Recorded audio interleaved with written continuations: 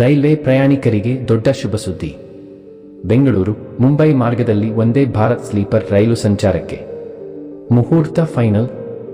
ಹೊಸ ಸ್ಲೀಪರ್ ಕೋಚ್ಗಳೊಂದಿಗೆ ಶೀಘ್ರದಲ್ಲೇ ಸೇವೆ ಆರಂಭ. ಶಿಕ್ಷಣ ಸಚಿವ ಎಸ್. ಮಧು ಬಂಗಾರಪ್ಪ ಅವರ ಇತ್ತೀಚಿನ ಹೇಳಿಕೆಯಂತೆ ರಾಜ್ಯದಲ್ಲಿ ಬಾಕಿ ಇರುವ ಶಿಕ್ಷಕರ ನೇಮಕಾತಿ ಪ್ರಕ್ರಿಯೆಯನ್ನು ಶೀಘ್ರದಲ್ಲೇ ಪೂರ್ಣಗೊಳಿಸಲು ಸರ್ಕಾರ ಗಂಭೀರ ಕ್ರಮ ಕೈಗೊಂಡಿದೆ.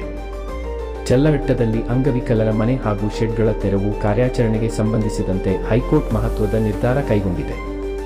ದಾವಣಗೆರೆ ದಕ್ಷಿಣದ ಬೆಳವಣಿಗೆಗಳು ಕೇವಲ ಒಂದು ನೆಪವಷ್ಟೇ.